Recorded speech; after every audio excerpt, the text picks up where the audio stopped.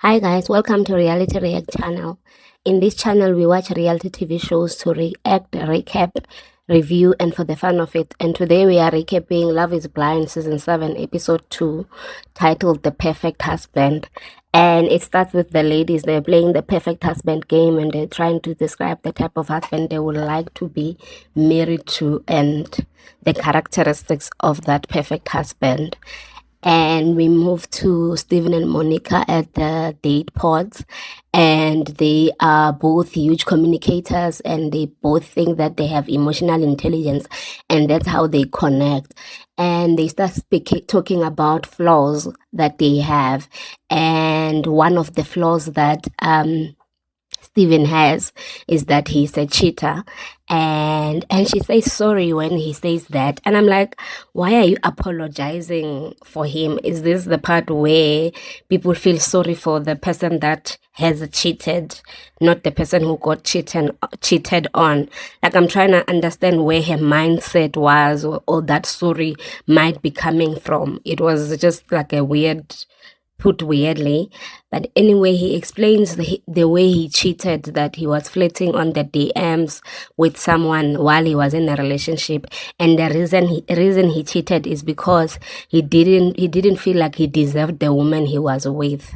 So sometimes people cheat for various reasons, but to say that you didn't deserve the person, so you cheated, sounds like you just cheated because you wanted to cheat, or you cheated because you partly hated the woman you were with, and instead of letting them go, he decided that he was going to cheat. Anyway, they apparently went to therapy to address the cheating with his ex-partner. And yeah, and we move to the ladies' quarters, and Hannah and Marisa talks about Hannah's regret and the fact that she has requested that a date with Nick Day. So, and she wonders if she worries about if Nick D has already left. Like, you can see the regret in her face, the worry of thinking that her number two she was letting him go so that she could focus on her number one, and her number one has someone else. The love triangle going on between her and Brittany and Leo, and yeah, it was just like not. Yeah, you could see the regret in her face. And Brittany and Leo goes on a date, and Brittany starts by explaining that she knows that Leo and Hannah are dating and how she found out. And Leo acknowledges that there is a connection between himself and Hannah, but he wants to focus on Brittany alone. And Brittany cries about this situation of Leo dating Hannah, and she's telling him that it is his decision for him to decide whom he wants to date, whom he will pick. And she's crying because, as much as Leo said that he wants to focus on her alone, she is not, I don't think she's feeling that assurance that it is true that he wants to focus on her alone. And I'm not surprised that Leo does not think Brittany is smart, because he keeps saying that I'm sure he's sure that people assume that she's not smart because of the voice, and he thinks that she's smart.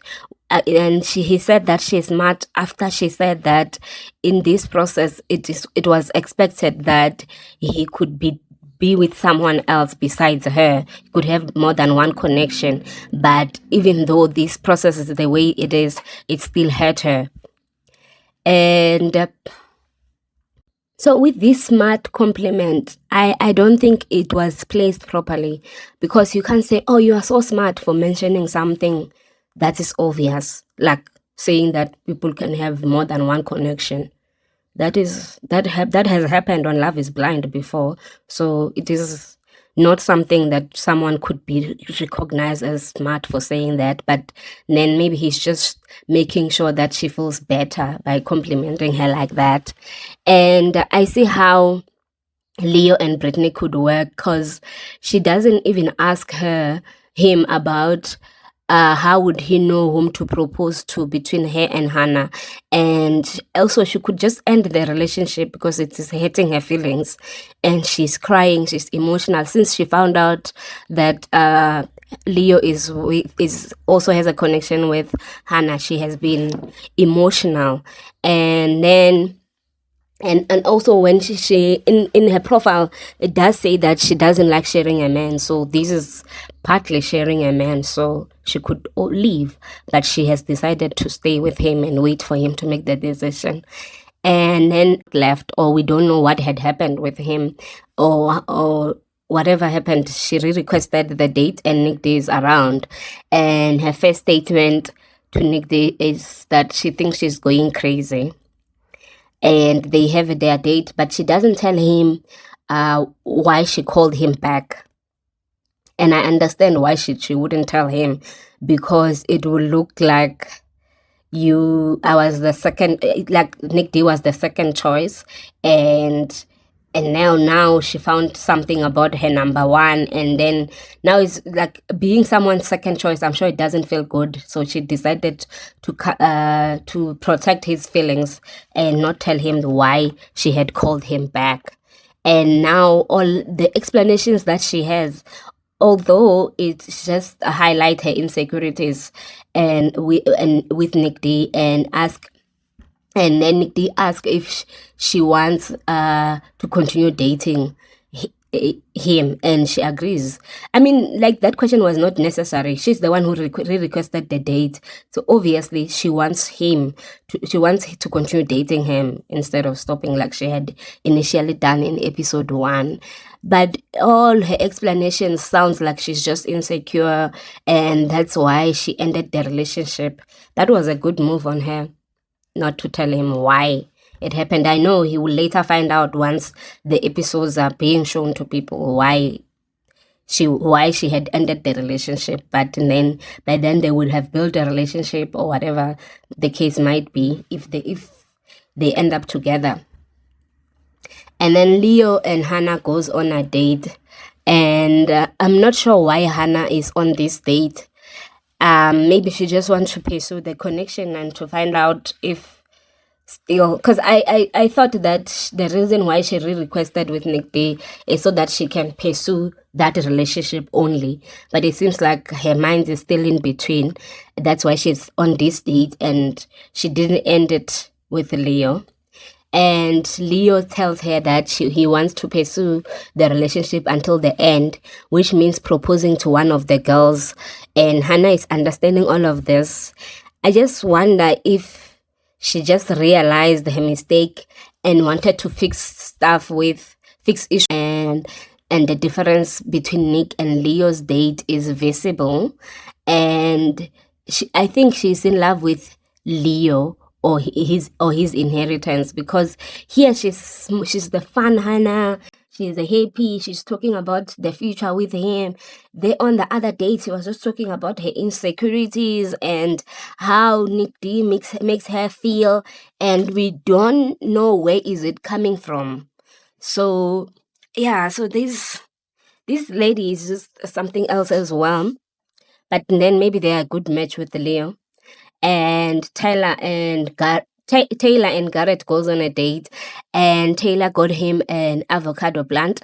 She explains that an avocado start bearing fruit after like 5 to 7 years. That's a whole commitment, and this is the timeline that she would like to have kids in.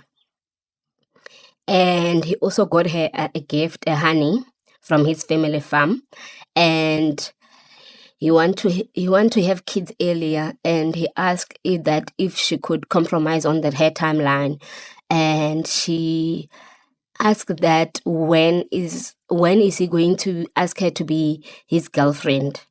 And they start discussing the looks and attraction, the looks and attractions, and looks and attractions are important to him. Actually, attraction is more important to him, he says. But they aren't important to her. And she mentions that she likes sunflowers. So I think she's leading this guy to get into a place where they already know what they are with each other. and Marisa and Borden goes on a date, and Borden is from Ukraine, and he lost his biological dad, and he was raised by a stepfather who is from who is a Filipino. Oh. So he says he had not had it easy. He's just a hard worker. And they discuss the genre of books that they have read, which is fantasy. And he starts explaining the fact that he went to war in Ukraine because of the fact that he has a military background, and also the fact that he's from Ukraine, and he was so emotional because of the fact that even when he was going to the war, he knew that Ukraine didn't have much power to fight this war, so to win the war basically. So it felt like a losing case. And after all of that, they agreed to see each other the following day. And Marisa and Ramses goes on a date. He assures Marisa that she's his top one and want to know where her head is. And she says that she only has two people that she has connections with. And Ramses feels that he feels like he'll be in a love triangle with her having two guys after her. And Garrett delivers flowers for Taylor, and the note has a question mark to ask her to be his girlfriend. And she sends him a note return, and she sends him a note return with her perfume oil, and it looks very cute. And Alex and Tim's goes on a port date, and Tim had joined the Navy because he didn't like school and college and how it works. And even though he got a scholarship, a music scholarship to go to college, he still didn't feel like he wanted to pursue that, and he joined the Navy. And he tells her about his family story, and he talks about how his kids would not know their aunts, and one of his sisters passed on from lupus, and he has two rings attached to his necklace that it's their high school class rings. And I understand why he'd want to keep these type of stuff from his sisters, because when people have passed on, you want to hold on to something that reminds you of them and their memories and what mattered and how they mattered to that person who is still alive. And she just cries, and this is like a sad date, and he talks about, and then it's like a lighter part of it, or just making her feel better.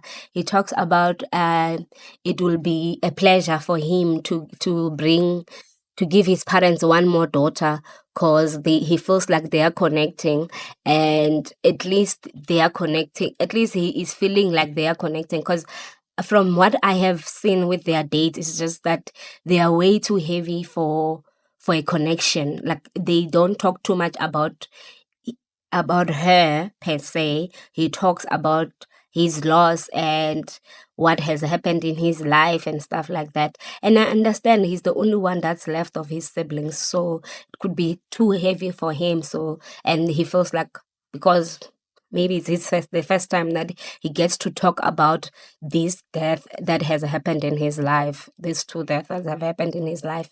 I get him. And Taylor and Garrett, they got each other gifts again on on these pod dates. And one of the gifts that Taylor got for him is a note from her grandfather. So they got each other gifts again. So this is very cute. They're moving cutely in this relationship. They know what they want. They love each other and all of that, from what we are saying. And I like both of them, that they have chosen each other. There are no other connections. There is no love triangles in this relationship. He got her red roses after the sunflowers for that day. And she shares a love letter from her grandfather to her grandmother. And she read that letter. that letter was written long time ago, and they start relating their experiences and love, and she's emotional. And the letter was her grandfather was her grandfather proposing marriage to her grandmother, and she read him a letter, and she read him she wrote her own letter, and then she called him a perfect husband that he has been for 9 days, and she's basically proposing to him because at least giving him an idea. And even with the girlfriend thing, she's the one that asked him first. So I like that she takes charge and he follows through with good actions. And Taylor says that their love has assured her that she could have it all. She has the education, she has the whatever she has in her own life, and now she has a man, so that's having it all. And he showers her with compliments, and then he ends up proposing, and he agrees. And this is the first couple to get proposal. And then we move to Monica and Stephen. Monica asked Stephen if he voted in the last two elections and who he voted for.